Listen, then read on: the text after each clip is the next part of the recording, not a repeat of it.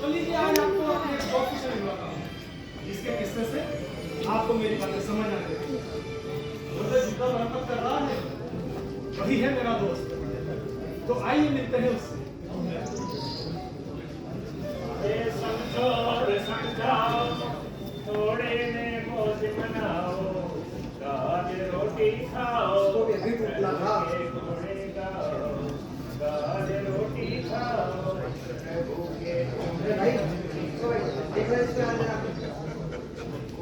बोलो बाबू। Light extra आ रही है। कॉलेज करो या मरम्मत भी करवाओगे?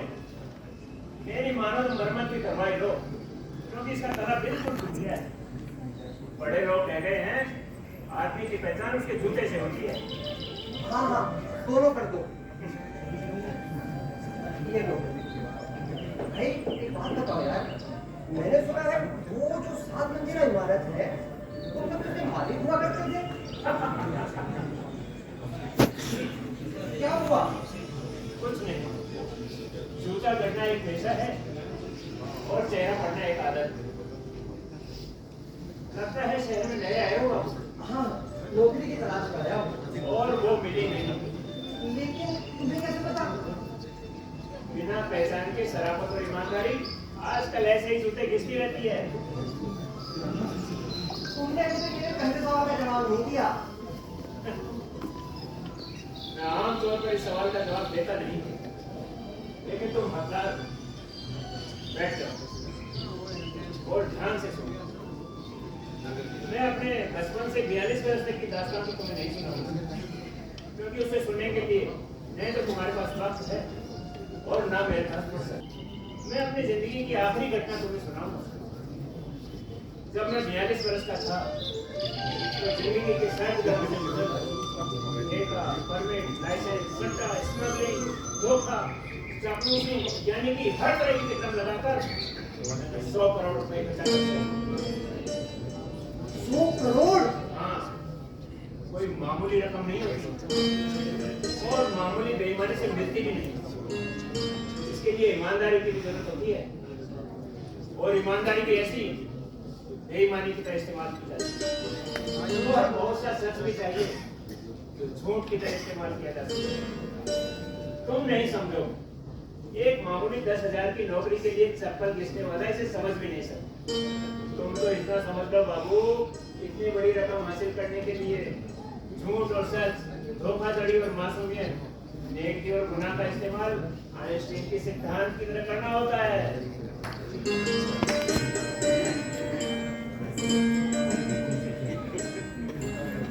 रह गया ना मुंह खुला का खुला, मेरा भी। तो आइए देखते हैं कि उस शख्स ने अपने जीवन में इस सिद्धांत को कैसे अपनाया।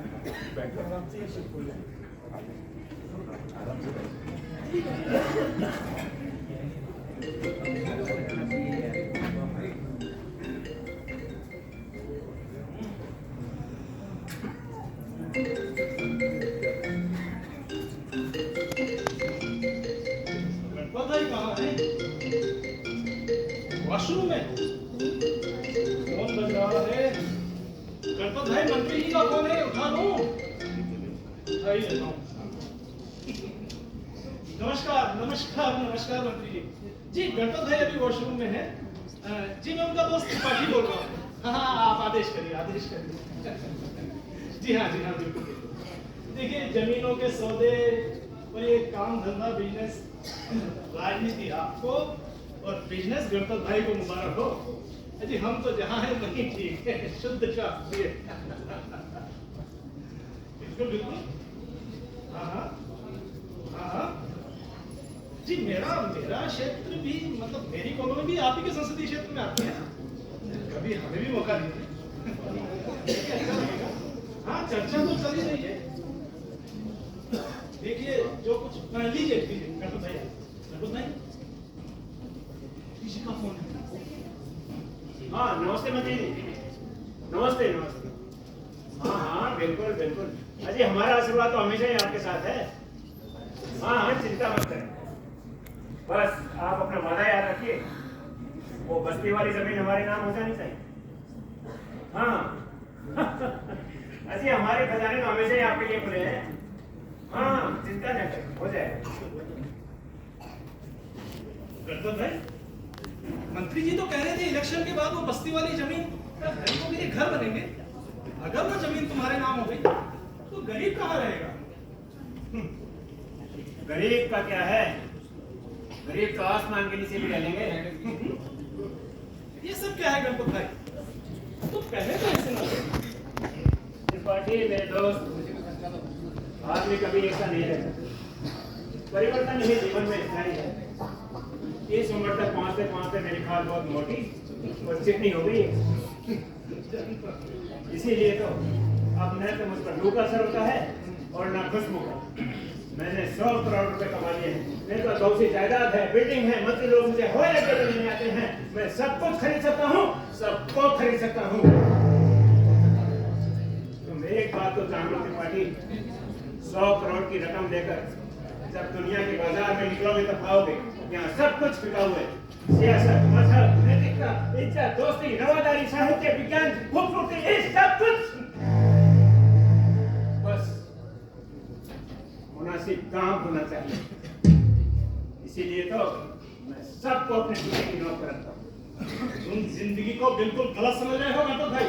सट्टा, परमिट, कोटा, लाइसेंस और स्मगलिंग जैसे धंधों ने तुम्हारा दिमाग खराब कर दिया है। जिंदगी के नैतिक मूल्यों से तुम्हारा विश्वास ही उठ गया है। नैतिक मूल्य?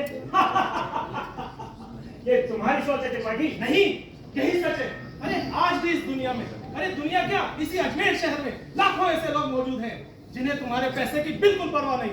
वो तुम्हें और तुम्हारे पैसों को जूते की नोक पर रखते हैं। जूते की नोक पर? हाँ हाँ, जूते की नोक पर। अरे हंसते क्या हो? मुझे को देखो, क्या मैंने तुम्हारे 100 करोड़ रुपए में से कभी एक कौड़ी भी मांगी है? त्रिपाठी तुम तो बेवकूफ हो। मेरी तरह बेवकूफ और अपनी आन पर मिटने वाले इसी शहर में सैकड़ों लोग मौजूद हैं। मुझे यकीन है। आजमा कर देख लो। ठीक है, आजमा कर भी देख लेते हैं।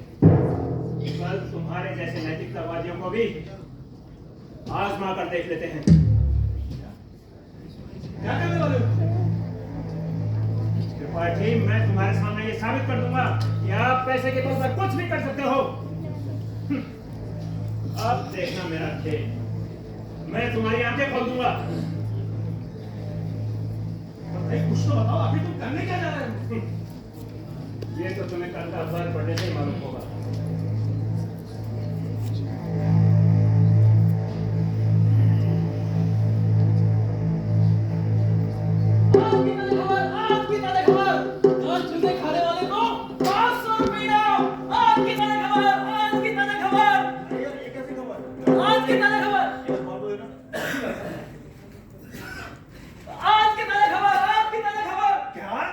एक आदमी की इज्जत सिर्फ 500 रुपए रह गई है। हे भोलेनाथ, कैसा जमाना आ गया है। अरे और देखो क्या लिखा है, जूते खाने के लिए बीए की डिग्री और एक फोटो भी साथ में लानी है। ऐसा भी भला कभी होता है क्या? मुझे तो लगता है इस आदमी का दिमाग खराब हो गया। अजी मेरा बस चले तो इस जूते मारने वाले के मैं जूता लगा दूं। जूते लगाएगा? हाँ जूता लगा दूं। जूते लगाएगा? जूता लगा दूं। अबे पहले जूते पहन तो सही। कौन जाएगा जूते खाने? क्या तुम जाओगे? नहीं नहीं, हम नहीं जाएंगे जूता खाने। अरे चलो यार चलो, 800 रुपए का पड़े थे।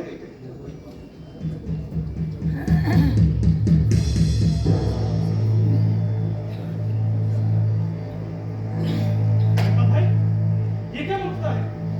10 जूते खाने वाले को 500 रुपए इनाम। त्रिपाठी तुम तो जानते ही हो इस मुल्क में जूते खाना किस कदर बुरा समझा जाता है। एक आदमी भीख तो मांग सकता है, लेकिन सरेआम जूते खाना हर कोई बर्दाश्त नहीं कर सकता। सच है, किसी का जमीन इतना नहीं करा। अरे जूते तो कोई भी नहीं खाएगा। इसीलिए मैंने विज्ञापन दिया है। मैं तुम्हें दिखाना चाहता हूँ कि जिंदगी के मूल्य कितने बदल गए। अब वो पहले वाला जमाना नहीं रहा जब लोग अपनी इज्जत को ही सब कुछ समझते थे। वो सब तो ठीक है, मगर ये बीए की डिग्री क्यों? क्योंकि मुझे गरीब पर भरोसा नहीं। अरे गरीब की नैतिकता क्या और औकात क्या? वो तो 10 रुपए के लिए भी 10 जूते खाने को तैयार हो जाएगा। इसीलिए मैंने विज्ञापन शरीफों वाले अंग्रेजी के अखबार में दिया है, ताकि सब तुम्हारी कलाई अच्छी तरह पहुंच सके। एक पैक बना दो। नहीं, देखते हैं कितने लोग आते हैं तुम्हारे जूते खाने। May I come in, sir? Hmm? Sir, बाहर एक युवक आया है, आपसे मिलना चाहता है। कह रहा है बीए पास है। हाँ हाँ, बुलाओ उसे, जल्दी बुलाओ। मैगन सर देखा त्रिपाठी, आ गए बीए पास जूते खाने। यस सर, ये रही मेरी बीए की डिग्री और फोटो। मैं कुछ पूछ सकता हूँ सर आपसे? सर, जूते खाने के लिए आपने किसी प्राइवेट केबिन का इंतजाम किया है? क्या प्राइवेट के नहीं जनाब, जूते तो सरेआम पड़ेंगे बिल्डिंग के सामने वाले मैदान में। सामने वाले मैदान में लाओ मेरी डिग्री, फिर तो नहीं खाने मुझे जूते। 500 रुपए में इज्जत बेच के नहीं आया हूँ, जूते खिलाएंगे। देख लिया गणपत भाई देख लिया, कोई गरीब भी सरेआम अपनी इज्जत कुछ पैसों के लिए गंवाने नहीं आएगा। त्रिपाठी, गलती तो मेरी ही थी। मैंने इनाम की रकम बहुत कम रखी और विज्ञापन भी अंग्रेजी के अखबार में देखी। ज्यादातर लोग टाइम्स पढ़ते ही नहीं तो बहुत से लोग आ जाते जूते खाने।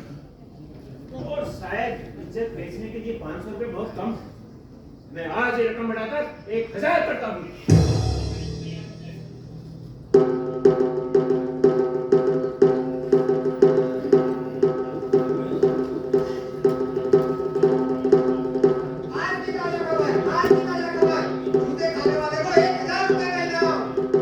गणपत भाई कोई नहीं आया। 2000 आज की तारीख खबर, जूते खाने वाले को 2000 रुपए इनाम।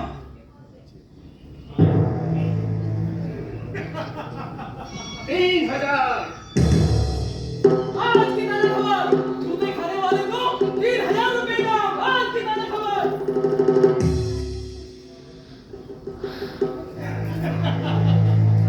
गणपत भाई, तुम इनाम की रकम बढ़ाकर 3000 तो क्या 5000 भी कर दो, तब भी कोई नहीं आने वाला जूते खाने। 10,000 आज की तारीख खबर, इनाम की रकम बढ़कर 10,000 और जूतों की संख्या 50 हुई। सरेआम 50 जूते खाओ और फटाफट 10,000 रुपए पाओ। आज की तारीख खबर। सारी उम्र बीए करने का कुछ फायदा नहीं मिला जी। अब बीए के साथ 10,000 रुपए कमाने का मौका मिला है जी, तो मैं तो जरूर जाएगा जूते खाने। भाई ये बीए की रंजू कब से हो गई यार? जूते खाने हैं सिर्फ 50, वो भी एक बार। चलते क्या कह रहे हो? क्या जूते खाते हो तो आपको शर्म नहीं आएगी? अबे शर्म कैसी?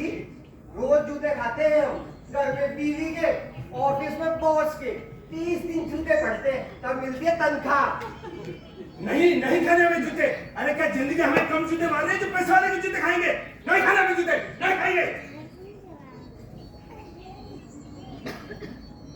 चले अपन जूते खाने के लिए चलते हैं। यार एक बात बता, ये 10,000 में वो भी कितनी आ जाएंगी? अबे तू भी आ गया? मद्रास से तो मेरा भाई है। एक बात बता, जब एक पवी 50 रुपए की आती है तो 10,000 रुपए की कितनी पवी आएंगी? 900। फिर तो चलते जूते खाने चलो। जूते खाऊंगा, पवी पीऊंगा। अबे कहाँ गया? मेरे को जूते पीऊंगा, पवी खाऊंगा, जूते पीऊंगा। ताली दो बजाओ।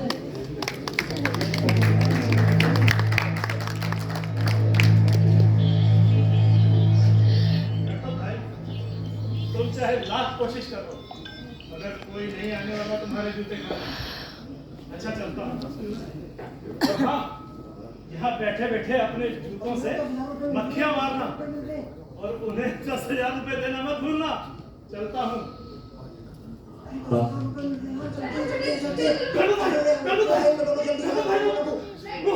वो बिल्डिंग के बाहर क्या हुआ त्रिपाठी? आप इधर बाजू में। अरे मैं कहता था ना, अब आएगा मजा।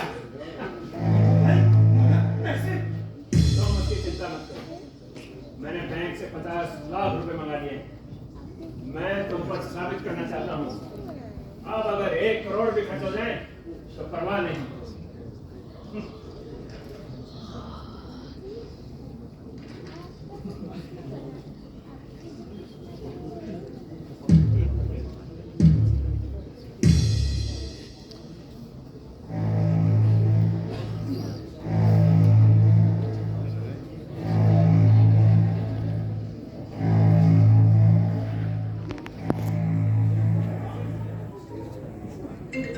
नमस्ते सर, नमस्ते नमस्ते।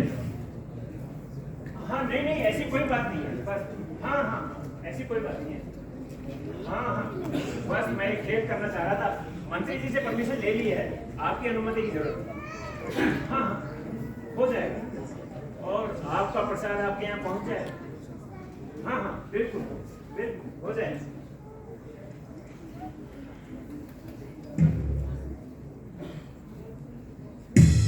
और इस तरह मजिस्ट्रेट से लेकर मंत्री तक सब सेट हो गए। सारा प्रशासन जूते के डिब्बों में बंद हो गया और फिर बाकायदा शुरू हुआ स्वतंत्र भारत का पहला और अद्वितीय जूता सम्मान समारोह। इसके लिए बाकायदा एक क्लर्क रखा गया जो सभी उम्मीदवारों की बीए की डिग्री चेक करता और फोटो चेक करता और एक घोषणा पत्र पर हस्ताक्षर करवाता जिस पर लिखा था, मैं अपनी मर्जी से 50 जूते खा रहा हूँ। जूते खाने की नैतिक और सामाजिक जिम्मेदारी मेरे अलावा किसी और पर लागू नहीं होती है। जैसा कि आप देख रहे हैं कि सभी लोगों में हर तरह के लोग आ रहे हैं, हर मजहब के, हर कौम के, हर उम्र के, हर पेशे के लोग आ रहे हैं। ऐसा लगा है जैसे मेला जुड़ा है। अभी दोपहर के 1 बजे है और लाइन करीब 3 से 4 किलोमीटर लंबी हो गई है। पुलिस ने लाठीचार्ज कर दिया है क्योंकि देर से आने वाले लोग कतार में घुसने की कोशिश कर रहे हैं। आइए अब हम जानते हैं जूता खाने वाले लोगों से और उनके अनुभव। सर, आप जूता खाकर आए हैं,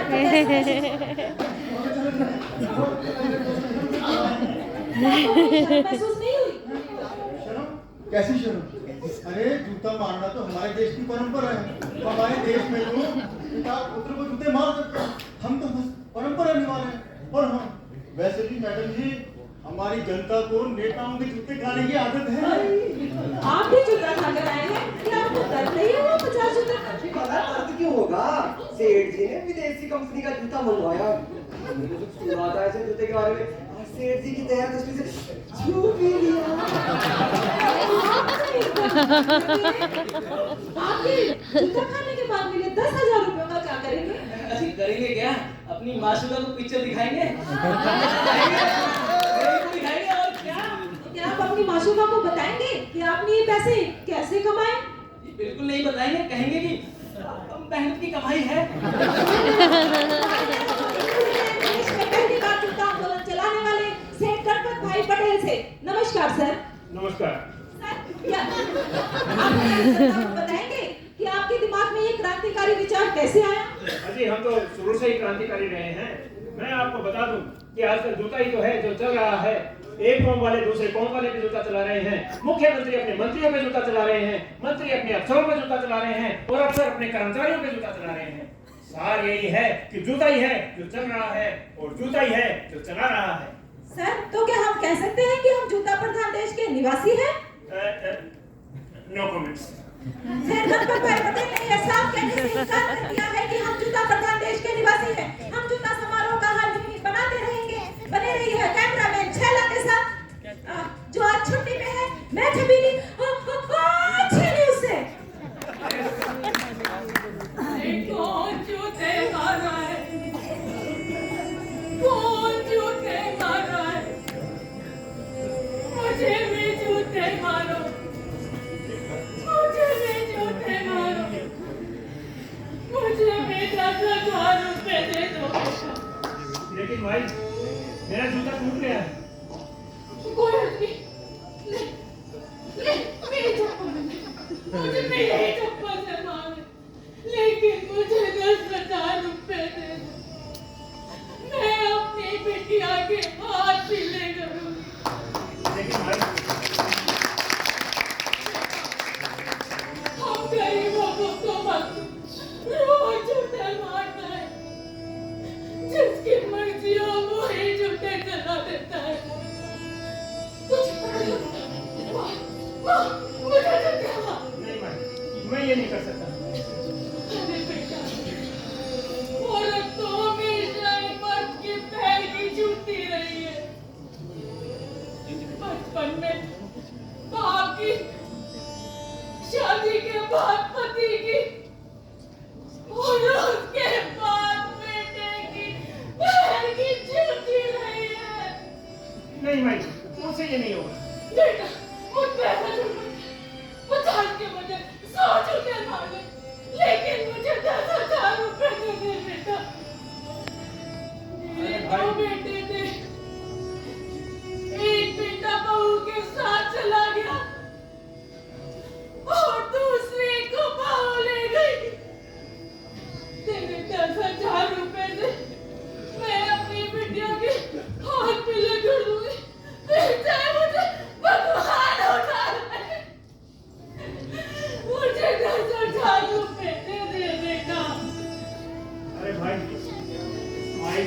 10,000 रुपए दे।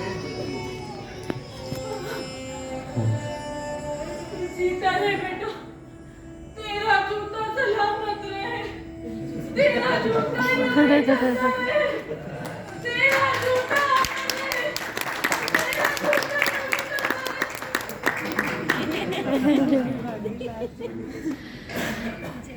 और इस तरह पहले दिन का ऐतिहासिक जूता सम्मान समारोह का समय समाप्त हुआ।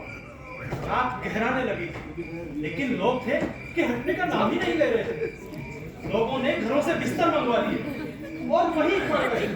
जिसके पास बिस्तर नहीं थे, उन्होंने अपनी शर्ट उतारी और वहीं लेट गए।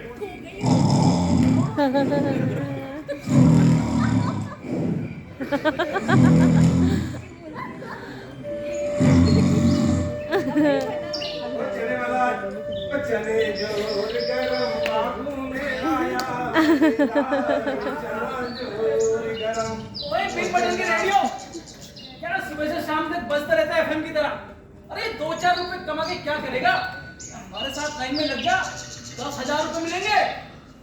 अरे साहब, हम गरीबों की तो किस्मत ही फूटी है। यहाँ भी बीए की डिग्री मांग ली। लगता है जैसे देश में गरीब को जीने का अधिकार ही नहीं है। और वैसे भी वक्त के हमें कम चीजें मारता है। रुक यार, एक प्लेट बना ले। लीजिए मामी, 10 रुपए। अरे श्याम, तू यहाँ? और यहाँ तो बीए की डिग्री लानी तो 10वीं फेल है ना? बोल मत भाई। अरे यहाँ तो बीए की डिग्री लानी है ना? भाई मैंने बीए की डिग्री खरीद ली। अरे कहाँ से, कितने में ली? अरे तुमने 4,000 में। अरे तुझे तो लूट लिया। परसों तक यही डिग्री 150 रुपए में मिल रही थी। भाई मत समझ, आजकल बीए की भर्ती महंगी हो गई है ना। 6,000 रुपए की पेशकश आ रही है। वो तो अपनी जान पहचान वाला तो 4,000 रुपए पड़ गई। ऐसी स्थिति होगी मानो जीतू में तार पड़ गई हो। भाई ये तो मुझे सिर्फ 6,000 रुपए का ही फायदा होगा। भाई कुछ तो सही।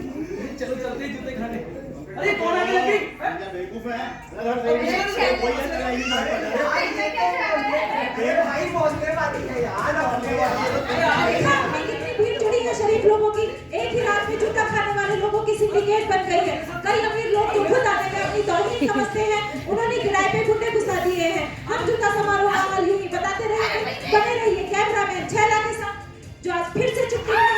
मैं छबीली छेड़ो से।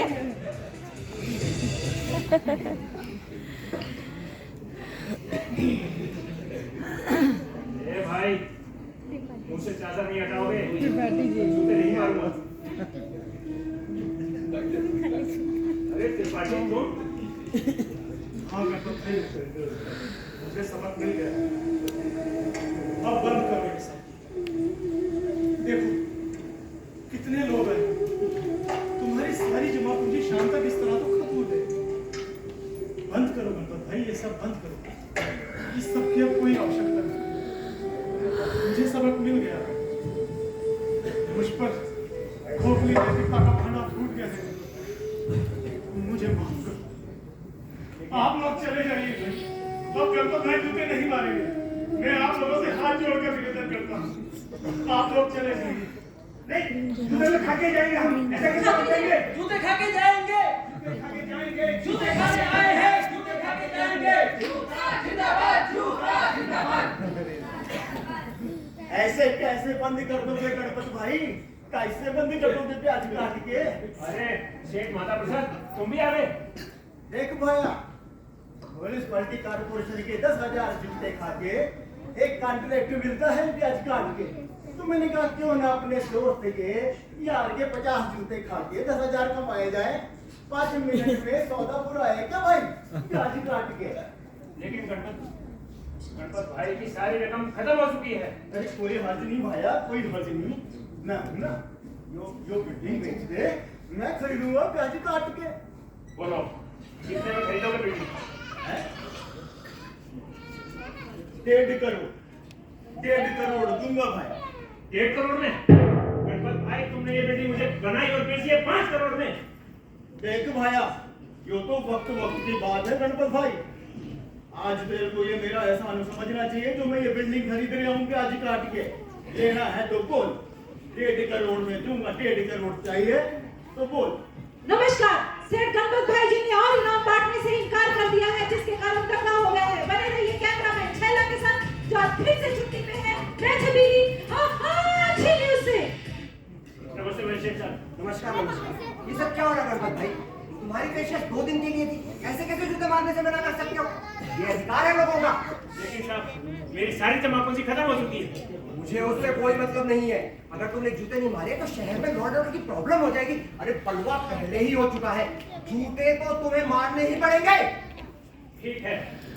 जूते खाने आए हैं, जूते खाने जाएंगे। और सेठ नमस्कार, शाम के 6 बज गए हैं और जूता खाने का कार्यक्रम अब समाप्त हो चुका है। लोग अपने अपने घरों में वापस लौट चुके हैं और सड़क की हालत ऐसी लूटी-पिटी हो चुकी है जैसे काफी अभी सब पर बरसात हुआ हो। मैं छबीली, छीनी उससे।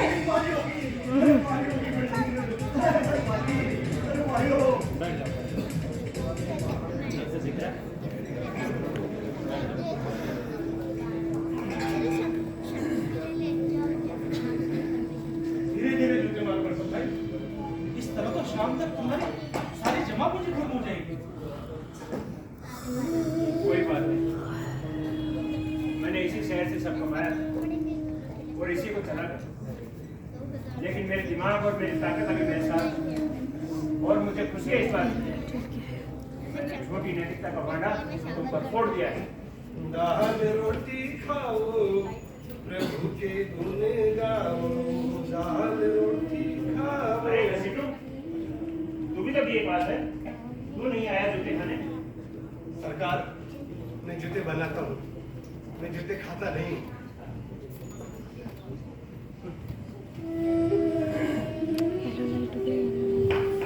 गणपत भाई, यहाँ क्यों बैठे हो?